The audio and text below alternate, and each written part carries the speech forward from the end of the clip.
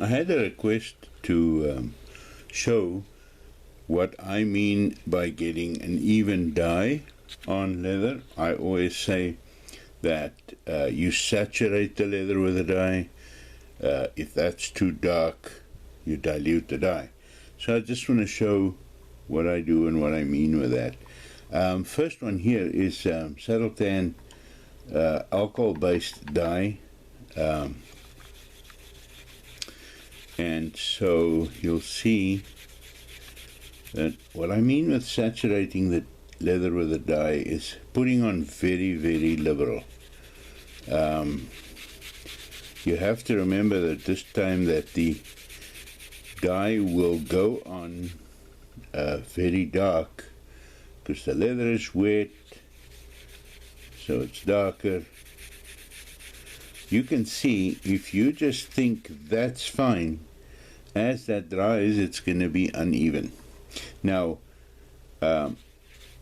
I differ with some of the big gurus in that I don't believe in the little swirly whirly little tight circle application, and merely because if you don't get it super even, long strokes will make it look really natural if it's not even, but little swirly whirlies gives you a blotchy effect if you don't get it super even.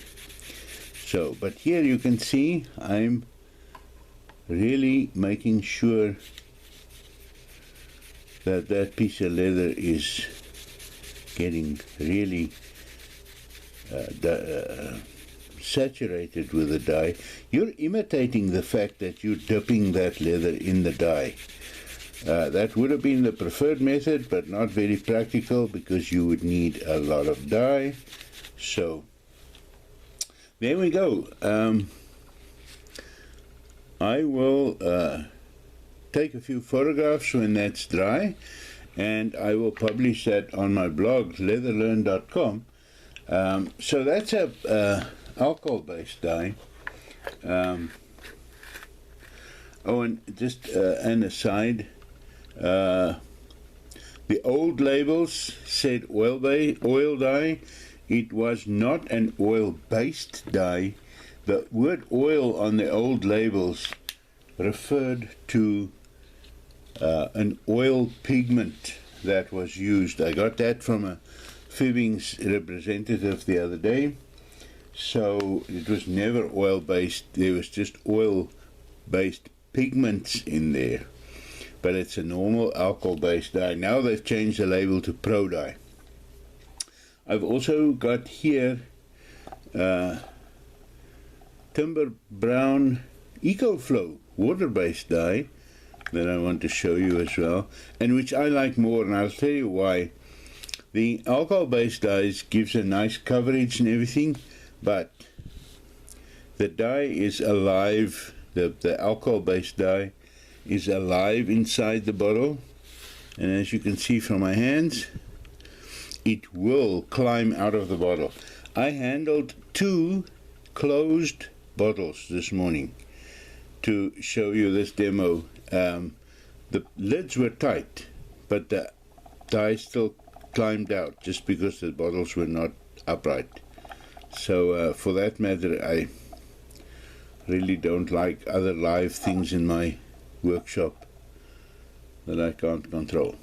Okay, here's the EcoFlow water-based Timber Brown dye. Same thing, exactly the same method of application. Nice and liberal. Of course, you can also get some nice effects by not applying the dye very even and just using almost a dry brush effect with the dauber or with a brush, whatever, and getting almost like a wood grain effect as well. As I say, I will take photographs of these 2 pieces of leather once they dry, and publish that at leatherlearn.com.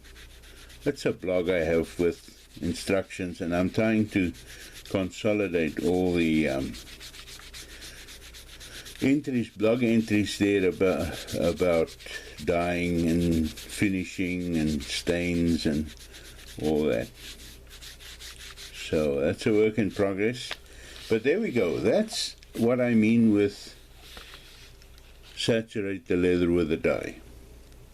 It's applied well. It'll now dry and look good. I know I sound cynical on a lot of these points, but if you want really even, super even coverage, go buy vinyl. You know, you're working with leather, and for me, a slight uneven